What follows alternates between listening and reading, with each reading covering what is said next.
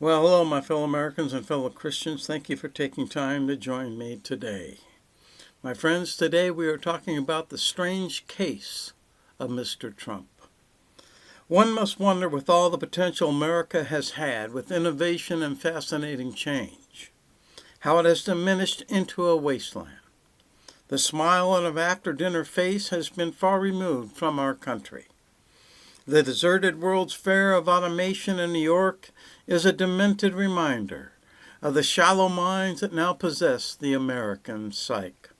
With all the technology available today, there is no excuse for the deserted malls, stores, businesses, shut down schools, federal buildings, and the lack of one-on-one personal phone chat with any business, school, or federal agency. None of these exist due to the fact of corporate profit and the degenerate minds of downgoing men. The strange case of Mr. Trump is he has made vast promises to the general public: an AI-powered worldwide internet, massive revenue from agreements on tariffs and trade with world economic powers, changes in domestic and federal affairs, with addition of possible revenue to the common citizen, from DOGE and DOGE cuts, the release of files the public has an interest in, and yet we have yet to see any production, proof, or documentation of these promises. We should not be too disappointed. This is exactly how politics and the citizenry of the country has played out over the last 100 years. If one looks back at the early 1900s, the same ideals have been presented by governing powers, and it has produced nothing except an infrastructure of dams, highways, national forests to visit.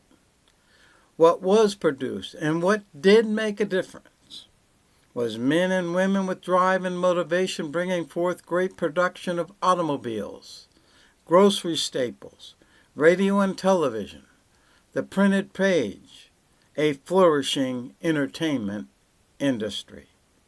These innovations produced great revenue for the American public and provided means of living years on end for the citizens.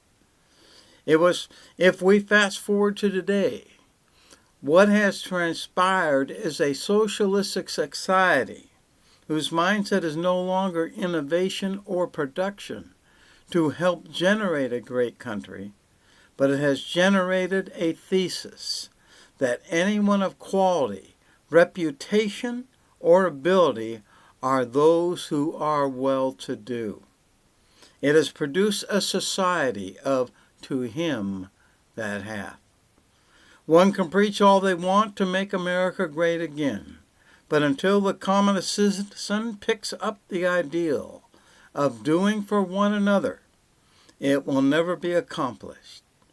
We are seeing within the nation, particularly those in power with money, the sham of twisting the law and conveying to the public that the man with money has all sorts of superiorities, with the infinite ability to defer any suspicions worthy of attention by the public. The menace to society is accepted as long as it has celebrity, power, or wealth. This has turned a one-time democratic society of great commonwealth and purpose to a shifted power of the few with money, using such wealth to acquire a position of monarchy over the decency of men. A ruling state demanding allegiance simply due to wealth and power.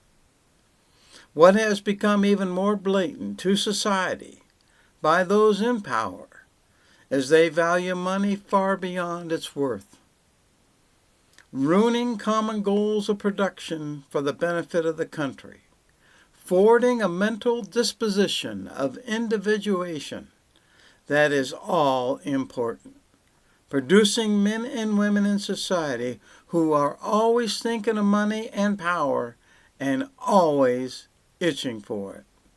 This has been the strange case of Mr. Trump, who has an irresistible impulse to crook the knee to wealth and power.